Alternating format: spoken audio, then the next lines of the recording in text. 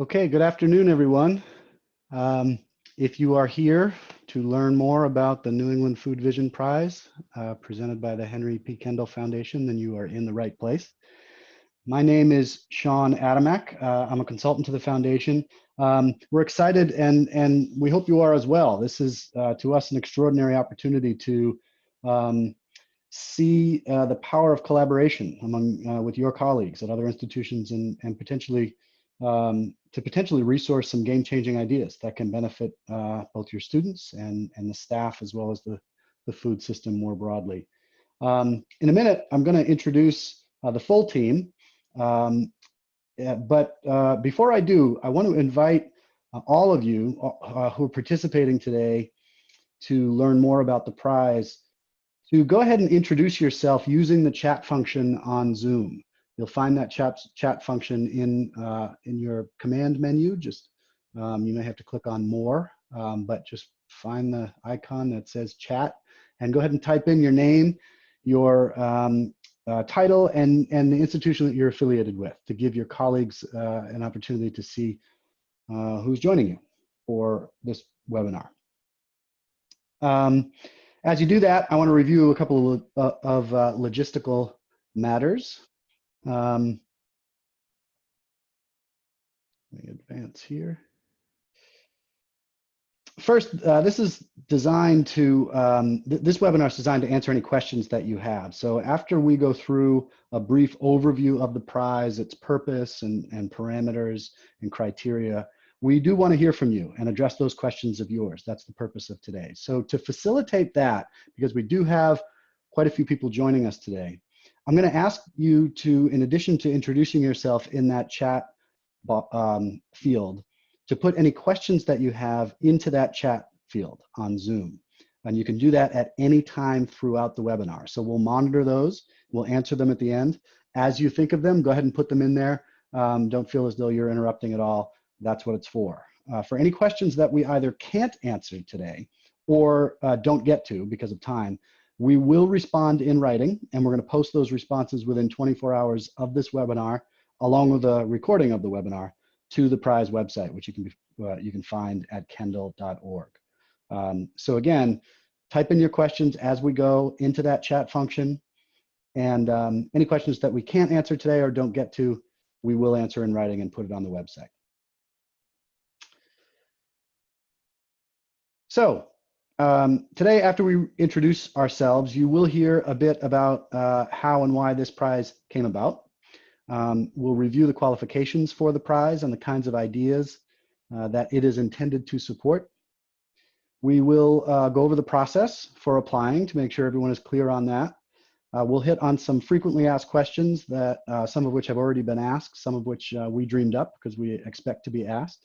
And finally, most importantly, we'll take your questions, again, via that chat box on Zoom. So today, in addition to hearing from me, you'll also hear from Andy Kendall, who is the Executive Director of the Henry P. Kendall Foundation, the funder of the New England Food Vision Prize. You'll also hear from Holly Fowler, who is co-founder and CEO of North Brown Ventures and a consultant to the foundation. Kalila Booker-Casano will review the process for applying for the prize, and she's a program associate at the foundation. And finally, as I mentioned, my name is Sean Adamak. My practice is called Adamak Communications, and I'm very pleased to be working with the foundation on this and other projects. And at this time, before we dive in, I'd like to take the opportunity to invite Peter Allison, who's Executive Director of Farm to Institution New England, who's our partner on today's webinar, to welcome everyone and say a few words about why we're convening today. Peter? Thanks, Sean. Hello, everyone. I simply just want to say that I think this is an incredibly exciting opportunity at a really pivotal time in the farm to institution, farm to campus world. We see evidence on a routine basis of colleges and universities all across the region that are eager and working to expand their efforts to source local, sustainable food, and in so doing to transform the food system. And the strategic infusion of resources through the New England Food Vision Prize at this time, I think, has the potential to catalyze change across the system. There's so many campuses that are looking to do innovative work, and with some additional resources in collaboration with partners, will have the opportunity to really take their game to a whole new level. So at Fine, we are very happy to be partnering with the Kendall Foundation to support this innovative initiative in any way possible.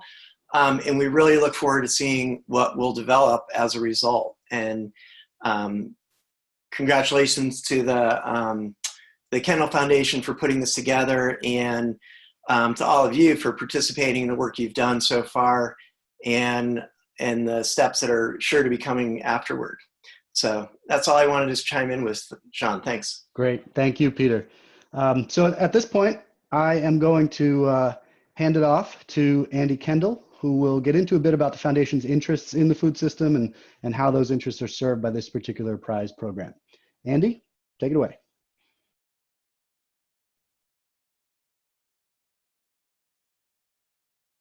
For taking the time to join us for a little bit of time, and hopefully hear a little bit about the rationale behind this prize, and hopefully we'll answer any or all of your questions. Of course, the first question is, why food? Well, the Foundation has been around for quite a long time, since the 1950s, but we haven't been focused on food until 2011, when we did a real reboot after having experienced great frustration from an agenda focused on climate and energy. And we decided to pivot away from that, and interestingly discovered that food in many ways was the same kind of an agenda, except that rather than being the ultimatum for humanity, which a climate agenda felt like at the time, food was very much more of a positive way to engage everybody. It obviously affects and is important to everyone every day, and it has immediate, tangible benefits and impacts on us as individual consumers, on our families and our communities, and of course on the planet. And so we decided to focus on food as a way to engage the region of New England, which is where we are located and where we are most familiar. And it was about 2011 that we came across a group of people and organizations that were asking the question about, or trying to answer the question about, how much food could New England produce for itself. And that has evolved happily into a very strong and expanding network of people and organizations, inspired as we are by the vision, this 50 by 60 vision, where we imagine a future in which New England can produce at least 50% of the food that it needs. And it's an interesting question. Why would we want to be focused on that? Well, when you read in the news almost every day about the disruptions that are going on from climate and weather and droughts and oil and energy issues and political unrest and on and on and on, and the fact that New England is at the end of a very long supply chain for the vast majority of its food, there's a pretty compelling argument for becoming more self-sufficient in food in the future. And the folks involved in the 50 by 60 vision have determined that we could produce, in fact, more than 50% of our own food under the right conditions. So we're inspired by that, and we think that it's a way to engage people and communities all across the region in a positive way that has an impact on our health and on the economy and on the planet. The big question now is, well, why colleges and why universities? And for the sake of simplicity, I'm going to call us all campuses, or all of these institutions campuses. Well, campuses are a wonderful concentration of energy and talent, and perhaps most importantly, of students who become consumers and decision makers and leaders in the future. And New England has the great fortune of engaging and educating about 1 million students on our campuses across the region. And in order to feed those students, it takes hundreds of millions, perhaps even billions of dollars of food. And you as campus food directors and teams serving and engaging those students in the campus communities have an enormous capability to change the food system in the region or wherever you decide to buy your food. And so the concentration of both the students and the consumers and the economic footprint that you represent is a wonderful convergence of opportunity to provoke change in the food system. And so in the experience that we have benefited from in the last several years, we've really seen the extraordinary change and impact that can bring about. And so that's really what we've learned in the last 5 years, and that's really how we have decided to focus our energies even more so in the coming 5 years. Why now? Well, I indicated earlier that, you know, the urgency and the disruptions and the change and the unrest and the volatility almost everywhere you look every day in the news and elsewhere is really compelling for change. It's driving change, and it's a need to be more in control. And as we learn and as I learn every day, our food system is very fragile, our national and our global food system, and it is increasingly clear that it is not on a sustainable path. Perhaps it hasn't been on a sustainable path for a long time, but the combination of the recognition of that fragility, the need for change, and the emerging power and the recognition of the power of the consumer, and not only the millennial consumers, the young consumers who are very skeptical of the status quo and of big corporate industrial agriculture and food and the food systems that have supported us in the past, and they want more accountability, transparency, resiliency, and sustainability.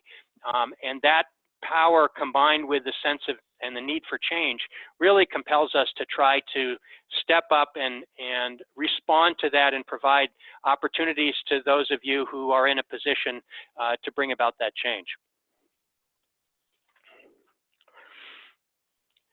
The prize really is our attempt now at stepping up to a new place from where we have been in the last 5 years. We've been really fortunate and privileged to work with several institutions in the region, urban and rural, large and small, public and private, and we have had a window into the way in which campus food operations and teams can bring about change and engage the students and the whole community about that change and really make a big difference, not only in their communities, but across the entire region.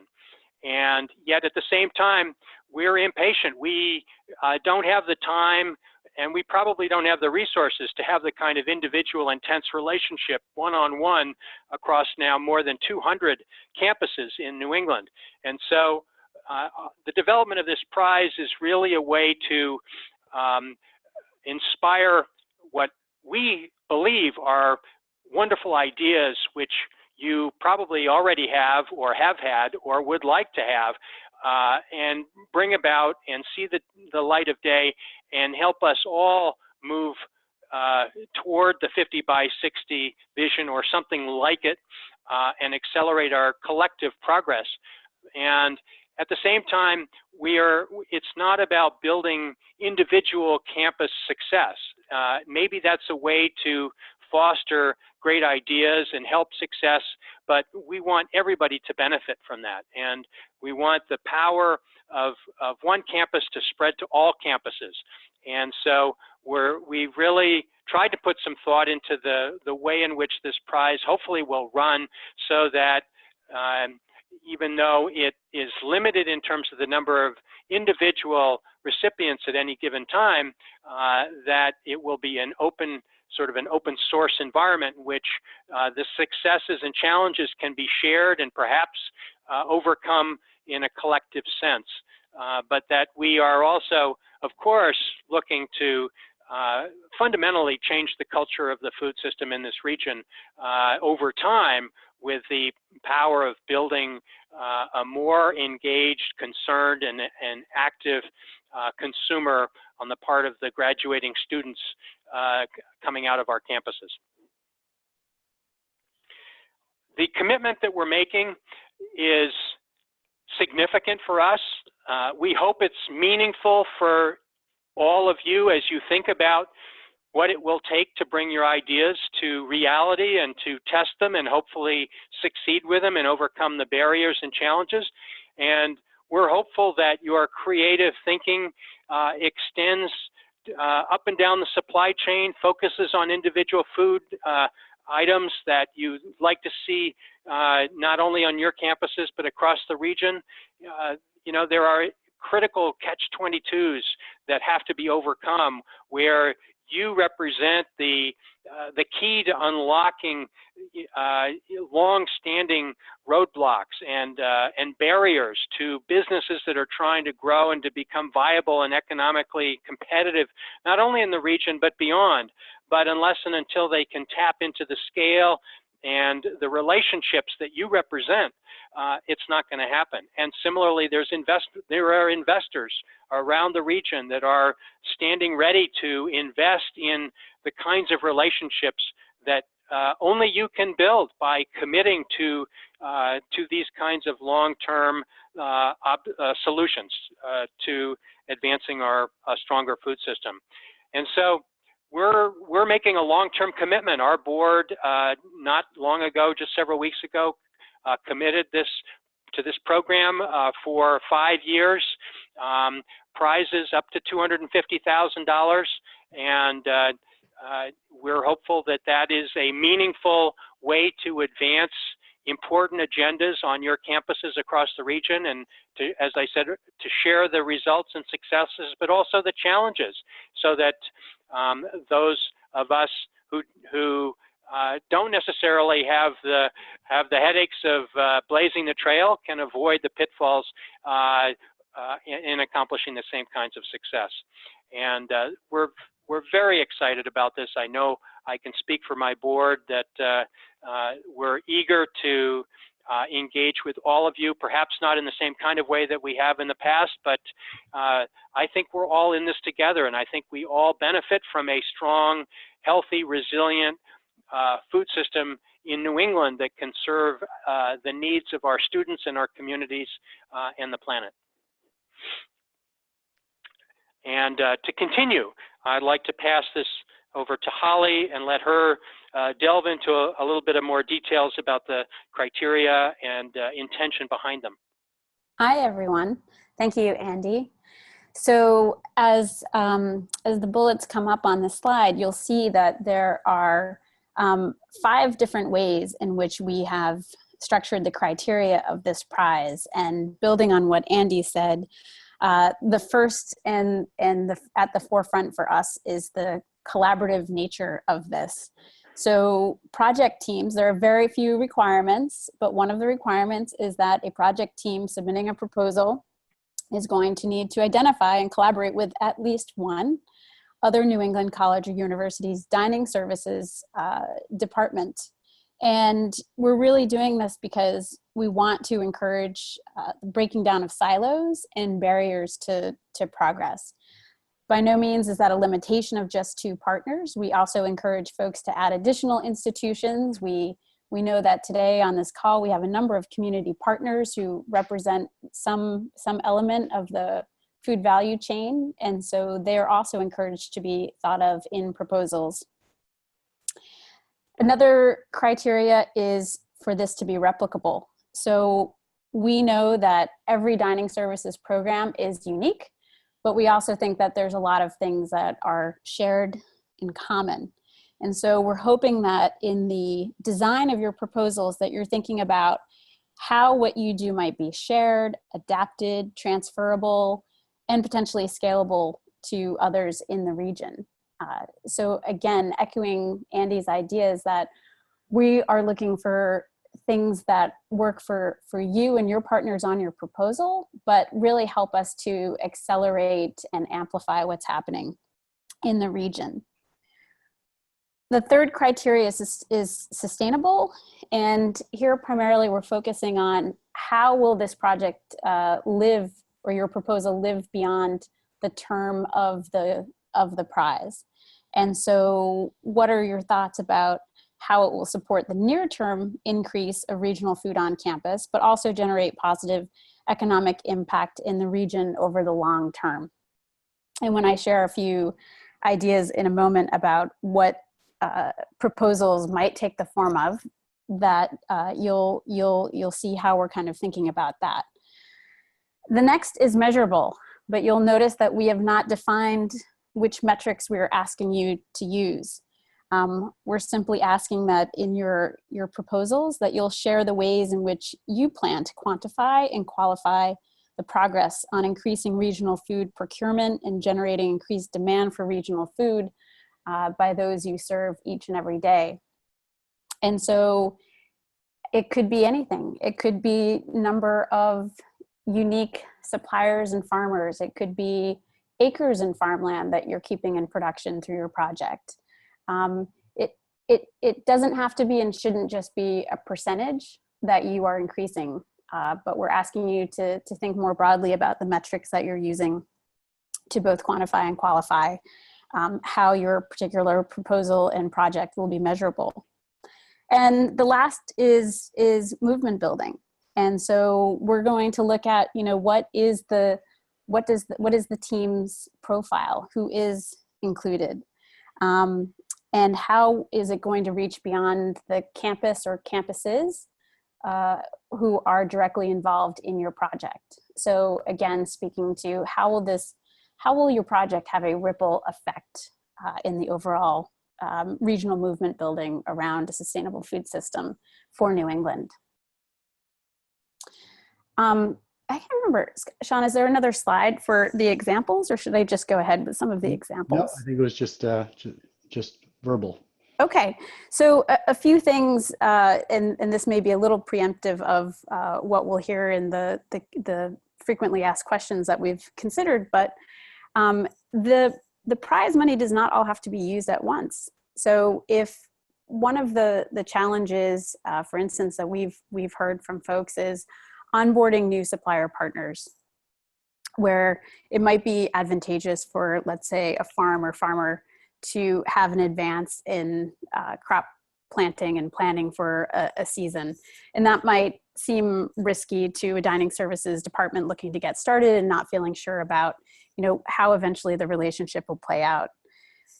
You might think about establishing a revolving fund from which to borrow and advance commitments like that, and then pay back into the fund after things hopefully go very well, and have that available for operations in the future and continuing to onboard new supplier partners. You might be thinking about a particular equipment purchase. We're not thinking about just a new oven here or a new refrigerator there. Again, given the criteria, you'll have to think about what are the ways in which potentially investment in equipment, maybe it's shared storage with another institution or multiple institutions. How might that help this idea of sourcing and serving more regional food, getting it onto the menu? Another one might be, there may be logistics around things like standard contracting that need to be resolved. Perhaps there's a particular supplier partner that many of you would like to be doing business with, but it is a challenge because you each have to have a very separate contract with them. Is there a way to use your prize money potentially for developing a standard contract that multiple institutions could use with a single vendor to help facilitate that? And then the fourth example I'll give, and again, these are purely examples, and we assume you have even better far-reaching creative ideas than these few examples. But perhaps it's training of staff. We know some aspects of bringing more regional food onto campus and into kitchens is the skills level and just familiarity and comfort level. For instance, with staff dealing with whole animals. And so is there training that could start and continue and ripple through the activation of a prize award to your proposal team, basically, to help move that forward? And I think next I'm going to pass it to Kalila to speak more to you all about what the actual process looks like. All right, thanks, Holly. And I just want to reiterate what all of my fellow presenters have said. We're just really thankful to have you on the webinar today. And I am going to talk a little bit more about the deadlines and process, all the way from submitting your letter of interest through to announcing the winners of the prize. So quickly, some deadlines. These can all be found on the kendall.org/prize page, but I'm going to run through them right now for you. The LOI submission page is currently live, and those are due on June 1st. The link to apply to submit the LOI, it can be found at the Kendall Foundation website.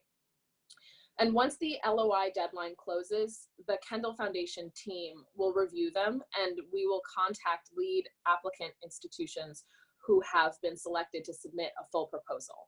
This will happen by June 15th. Then it's back to you for the full proposal submissions, which are due by August 15th.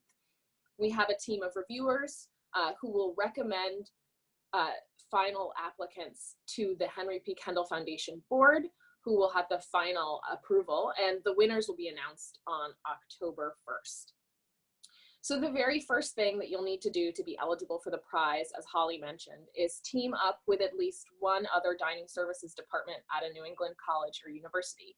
Beyond that, you can have other campus and community partners. Once your team is assembled and one institution is designated the lead applicant, you may start the application process by submitting a letter of interest, which is a roughly one-page summary, which should lay out a broad outline for your idea, as well as the potential partners involved. More detail will be required if your team is selected to submit a full application. The platform that we use to process all of our grants and this prize program as well is called Foundant. It's fairly simple to use, and it's web-based, so as long as you have your sign-in information, you can access your application from anywhere. And when you click on that apply link at the kendall.org/prize page, you'll find yourself on our Foundant application page. The system will prompt you to create an applicant profile, where you'll be asked to submit some basic information about your institution, such as tax ID number and main organizational contact. And this is just like the best contact for grant payments to be sent to. But only the lead applicant should make a Foundant profile and start the LOI submission process. The only exception to what I just said is if you have previously received a grant from the Henry P. Kendall Foundation, your institution already exists in Foundant and in our system, and you should not go through the normal new user process. If this is the case for you, please email or call me at our office, and I can assist you in setting up your account or making sure that you know how to submit it, because it's slightly different. So if you are invited to submit a full proposal, you'll be going through similar steps as you did for the LOI submission on Foundant. And during the application step, you will be prompted and reminded to complete the Find Campus survey, which we've put in there because it's just a really good kind of tool to have, and it complements this quite well. So after you have submitted your final proposal, we'll have a team of reviewers who are closely involved with the local food movement and the farm to institution movement, but are not tied to any particular college or university. And they'll be making recommendations to the board, who will, again, they'll approve the final recipients. And if you have any questions about the process or about Foundant, as I said, I'm happy to help, and I will be on call. I have administrative privileges on Foundant, so I can pretty much like help anyone log into anything and see things from your point of view to really talk you through the steps if you're having any trouble with the system. But that's it for me, and I will pass it off to Sean, who has some FAQs. Okay, thanks, Kalila. So, well, our last step before we get to your questions are some questions that we expected we may get. First, who can apply? As mentioned, any college or university in New England, that's Maine, Massachusetts, New Hampshire, Vermont, Connecticut, or Rhode Island. And specifically, this prize is intended to be in service to food service directors. So applicants should be you, a dining services representative of decision-making authority. How does the prize award work? This is a collaborative effort, meaning, as Holly mentioned, more than one institution will be on an application. The award will be distributed to the lead applicant over 1 or 2 years, depending on the project timeline. And so a memorandum of understanding will need to be executed between the institutions to determine among yourselves how that award money is going to be distributed. Another one we expected was, does my idea have to cost $250,000? And this is where you start to differentiate between a competitive grant program, for instance, and a prize program. The answer is no. It can be more or it can be less than $250,000, the actual cost of your implementing your idea. We expect applications that represent seed funding of a much larger idea, for instance. And we expect ideas that come in below the $250,000 mark. Prizes will be up to $250,000. And the amount, this is important, will not be based exclusively on the cost of the project, but rather will also take into account the impact of the idea. For instance, if it's likely to generate additional resources or awareness or support for regional food. And so all of those things together represent the prize amount, as opposed to a grant program, in which case you're just applying for a dollar amount for the cost of your idea. That's what makes this different. What are the expectations of the winners? Well, in addition to sharing the exciting news publicly of your prize, we also expect winners to remain in touch with the foundation, as well as with your colleagues at other campuses. And what that means is periodically letting us know how the project is going. And we hope that you would be also willing to share these progress notes and any lessons that you may be learning with your fellow food service professionals through venues that we may organize in the future, such as webinars or convenings. Can I partner with a farm or a processor instead? You may partner with a farm or a processor or another community member, a partner, many of whom are represented on in our webinar today among the participants, but not in placement of another institution. So all applications must include 2 or more higher education institutions from New England. And if they include other community partners as well, that is great. Is this your only chance to apply? No. This is an annual prize for at least the next 5 years, and we invite non-winners to try again. And finally, what if our idea changes? This is an iterative process. You all will be developing these ideas over time, and we realize that this is a tight timeline. We're asking for letters of interest by June 1st. And having said that, there's a reason we're doing this as a 2-step process. The letter of intent is meant to be, or the letter of interest is meant to be less detailed. And as Kalila said, it represents a basic overview of the idea. We fully expect that idea to evolve as details are worked out. We just ask that the final application reflects broadly the same idea that was represented in the letter of interest, and not a complete 180 or a totally new idea between the letter of interest and the application. But again, we do expect these to evolve over time, and are looking forward to that.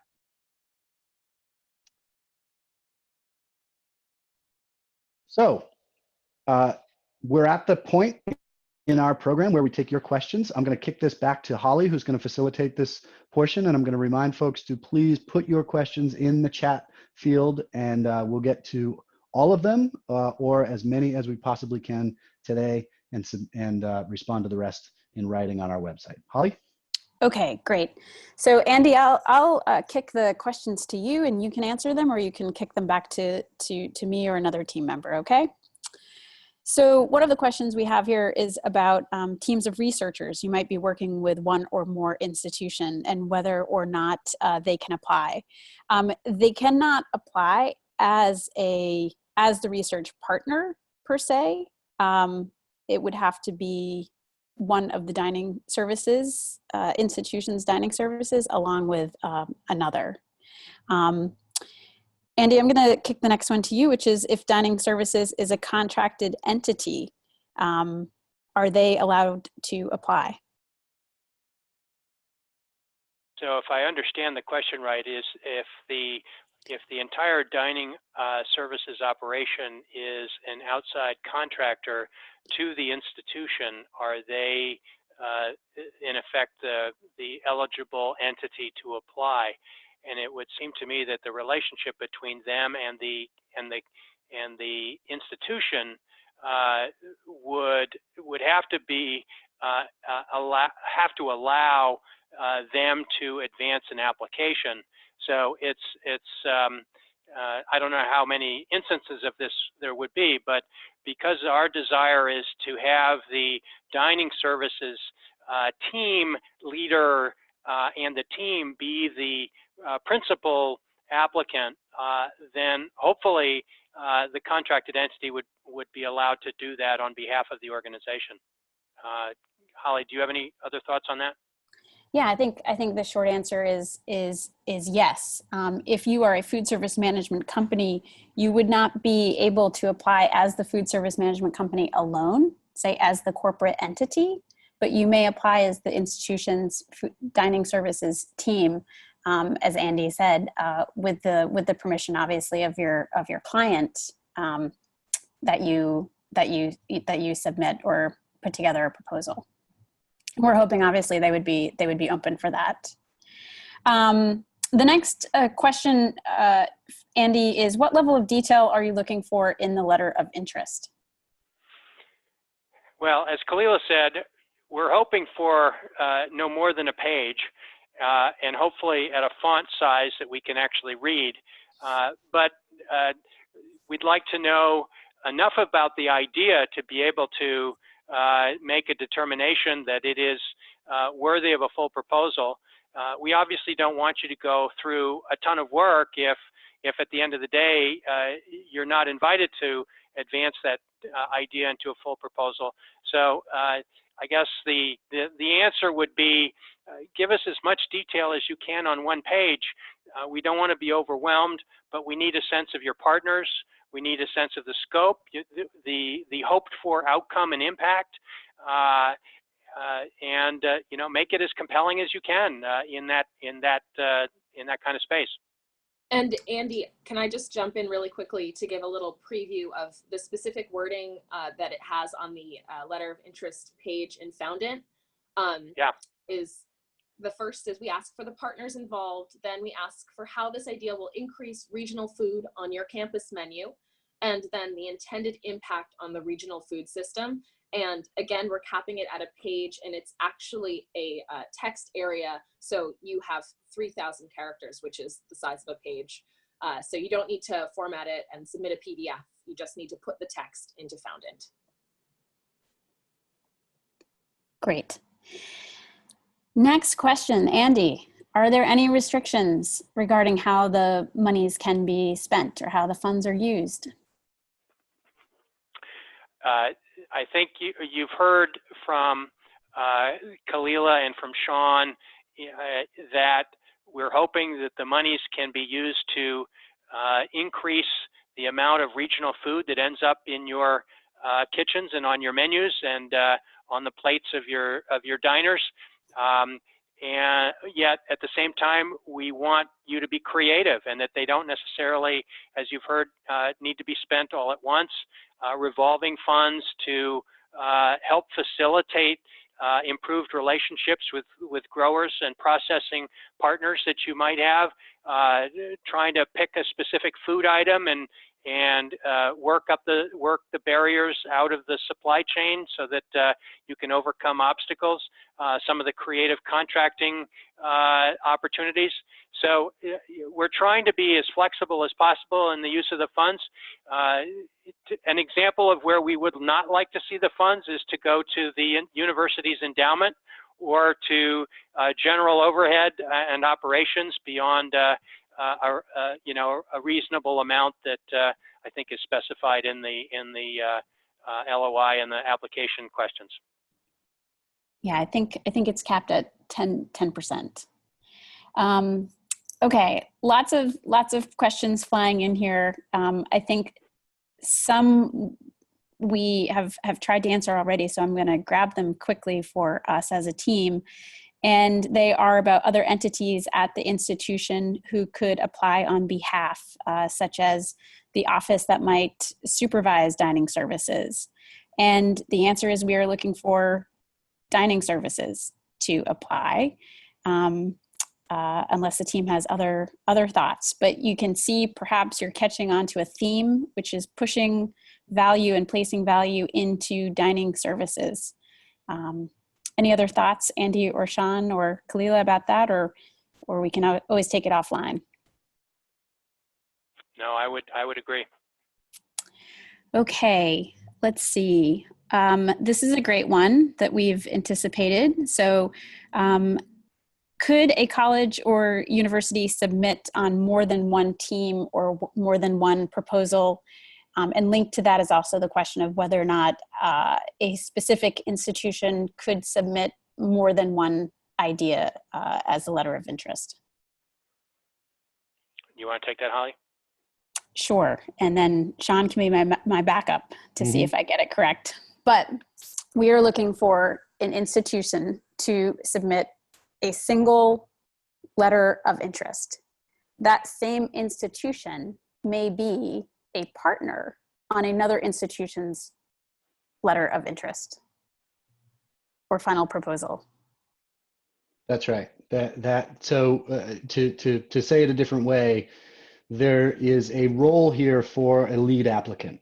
We're looking for an institution only to be a lead applicant once. So to submit for an idea, a proposal, a letter of interest once as a lead applicant. However, if they are listed as a collaborator on someone else's application who is serving as a lead applicant, that's allowed. Great. Another question here is about school districts, local school districts and public school districts as a partner. And the quick answer to that one is yes, you may partner with a local school district. The requirement of having another college or university as your second partner is still a requirement. So there's very little restriction on the profile of other partners, as we've seen in other questions, be it researchers or supplier partners or vendors or other community partners. But the requirement sits still squarely with a lead applicant who is a college university dining services department and a peer of the same. Another question here is about, Sean mentioned only, or Kalila mentioned, I can't remember, only non-winners could reapply.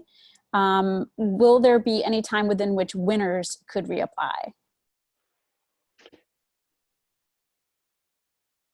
I mean, I can take this one. This is Sean, and be honest and say we haven't thought of it, to be honest. This is one that we can confer as a team and maybe try to respond to in writing, but this is intended to be an annual prize. I will say that if a non-winner is deemed a non-winner, if we announce the winners, or if we announce the, invite for full proposals and yours wasn't invited as a proposal, thereby by default identifying yours as a non-winner, there won't be an opportunity to reapply for that cycle. You'd have to wait till the next year. But in terms of the opportunity for winners to apply again to potentially win, we'd have to make that determination. We may not make that determination until we get there, until we get to the next year. But it's not a decision.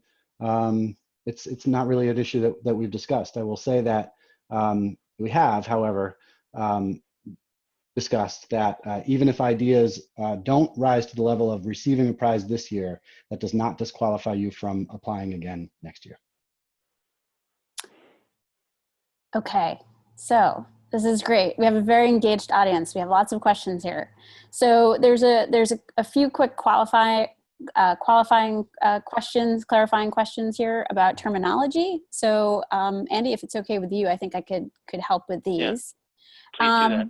Yeah. So confirming that food processors, not just farmers and farms can be a focus to increase regional foods. We agree. Processors, anyone in the food value chain can be a potential partner with you. Another question here is about specifying regional. Regional, as we are using it, is New England. So we were talking about any other New England-based college or university partner, peer, etc. I will, and Holly, let me jump in on that one Sure. also, to because there's a little bit of a nuance. You're right that that regional means New England to us. That means lead applicant needs to be a New England institution partnered with at least one other New England institution. If there is a scenario where another partner is an institution outside of New England, that's okay. But at least two of the partners need to be New England institutions. Yes, great. Thank you. I think we've answered the K through 12 public schools question, but to reiterate, the lead applicant will be a college or university, so higher ed, as will the first peer. And another question related to that is, what is the purpose of having a partner institution? And that is related to our want and the observed need for there to be increased collaboration. So traditionally, grants have gone to a single institution. We would like to see folks partnering up, collaborating. This is different from a competitive grant process where you could theoretically have 200 partners on this if you're super creative. We're looking for this to be shared beyond the borders of a single campus. Another question here was about clarifying sustainable. When we're thinking about sustainable, we're saying we want the idea or the project, whatever is realized through the award, to live on. We'd like to see how it's going to continue. It's not necessarily a definition of sustainable food. We're looking for the sustainability of the project and its impact. Where is it going to take the campuses or partners that are involved in the regional food system over time? Let's see. And is there a preference for including community partners? We encourage it, but it's not a requirement. We think that it's most likely that ideas will need to include other partners besides just the two lead institutions, but it is not a requirement. But in the movement building, of course, we will be looking to see kind of what is the profile of the team that's working together, and based on that, what is the potential for its impact and scalability. Let's see. And team at the Kendall Foundation, how is best for folks to follow up with additional questions after today's webinar? Good question. We have a slide for that. There it is. So just to repeat, the recording of this webinar, in case you have colleagues that were not able to join, or you'd like to go back for clarification, hear again something that we've said, as well as answers to any remaining questions, although I think we've gotten to all of them. They'll be available at kendall.org/prize within 24 hours, including the recording. Any additional questions, please direct to Kalila. Her email is there. Holly, I'm seeing one more question, and I'm not sure we got to. If you just want to reiterate what's the purpose of having a partner institution, if you want to reiterate again what you said about the collaborative principle as part of the prize. Sure. Just that traditionally grants have been directed at individual institutions, and we have we have witnessed where having more than one institution at a time involved in a process up front would have made things go more quickly for all involved and to scale the impact. So we are really pushing for collaboration. As Andy said, or Sean said, we're hoping that even those who are awarded, if you are not awarded a prize, we hope that folks are thinking very creatively about how these ideas will be shared, how solutions will be crowdsourced. It's really important for us to see the institutions in New England working together rather than against to support the overall movement and advancement of the New England food vision. So I hope that's, or was that the question, Sean? Was it about, yeah. Yes, collaboration. Yeah. And I think there was just one question that didn't get answered, which was, can previous grant recipients apply to this program? Yeah. And as I said in my remarks earlier, if you are a previous grant recipient, you can absolutely apply, but please just email me, because the setup for getting you ready to apply on Foundant looks a little bit different than what I laid out. There is there's another question, and since we still have a few moments, a question from a value chain partner is whether or not we can share who is on the webinar and who has expressed interest. And I would say that we haven't received any letters of interest to date, but I guess the question is just about who has expressed interest by signing on to the webinar. Are we willing to share that? I mean, I would say it's part of the reason why we asked folks to introduce themselves in the chat function. You could, sort of scroll back and see there. We don't have an intention of publishing that list anywhere else, nor do we intend on, making public the list of institutions that express interest formally through a letter of interest or those that were invited for the full proposal or not. I mean, that as far as we've discussed so far, that's not intended to be a public list. Okay. So, but you can assume that any college or university in New England should have been notified multiple ways and multiple times at this point about the prize. So if you have partners that you're interested in working with, you might send them a direct note. There is another clarifying question here about the definition of regional, and we are talking about, because we're talking about supporting the New England food vision, we're talking about foods that are grown, raised, harvested in New England, and that is the 6 New England states. So if there aren't any more questions, we can give you 5 or 10 minutes of your day back. Andy, I want to give you the chance for the last word and to thank everybody, and if you have any parting words. Well, first of all, I'd like to thank all of you for, again, joining us for this hour. I hope this has been helpful, and I'm excited by the participation and attendance today, and I hope that's a sign that this could be a meaningful way to advance all of our shared interests in strengthening the New England food system, and we look forward to engaging with you in whatever way it takes place, and hopefully making a difference in enabling your creative ideas in the coming months. And would also like to thank my co-panelists here and our team. This has been a terrific effort in a short time to come about, just in a couple of months, and we hope this will play a meaningful role, and look forward to addressing any further questions in the coming days and weeks, and hopefully seeing lots of LOIs in a month. Okay, thank you all.